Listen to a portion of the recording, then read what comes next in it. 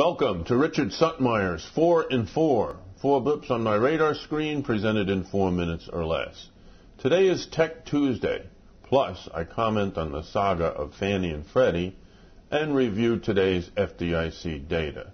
My first blip looks at the daily charts for the NASDAQ and Philadelphia Semiconductor Index, the SOX.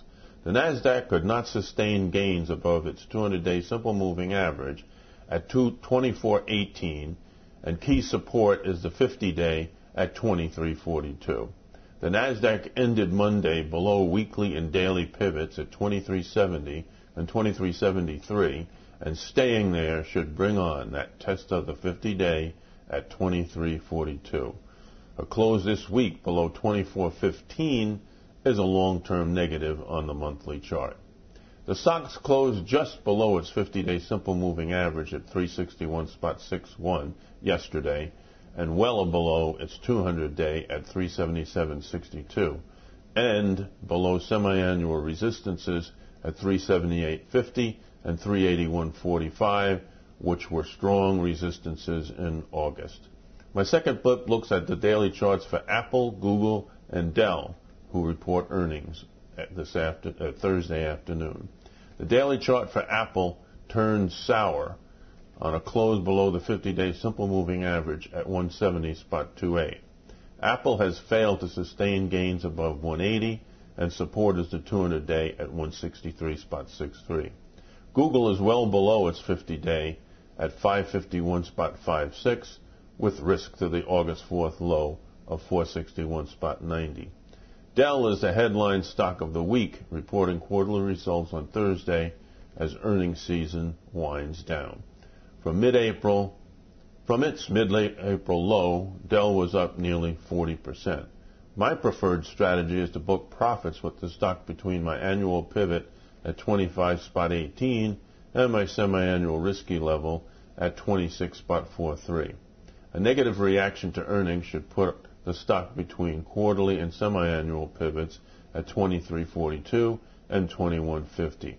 My third blip discusses the saga of Fannie and Freddie, to bail or let fail.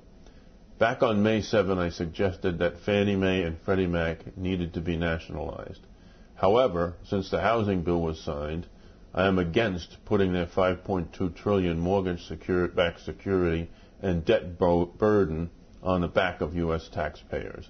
The originate-to-distribute mortgage model spreads the risk to investors, and that's the way it should be, given the clear statement that Frack is not backed by the full faith and credit of the U.S. government. Fannie and Freddie have been able to sell their debentures to the public. The challenge comes at the end of September, when $225 billion mature and need to be refinanced.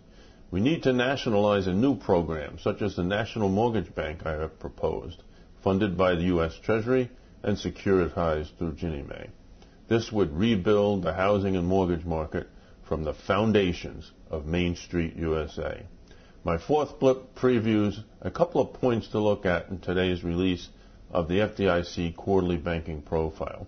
The FDIC Quarterly Banking Profile for the second quarter of 2008 will highlight many troubling issues, including construction and development loans, which I've been warning about since April 2006. In the first quarter, there were 90 banks on the FDIC problem list. How big will that list be now? Unfortunately, the FDIC does not list these banks by name, and last quarter they missed a big one as IndyMac failed and was not on the problem list. If you have any comments or questions, shoot me an email, gmcreports@aol.com. That's today's 4 in 4. Enjoy your day.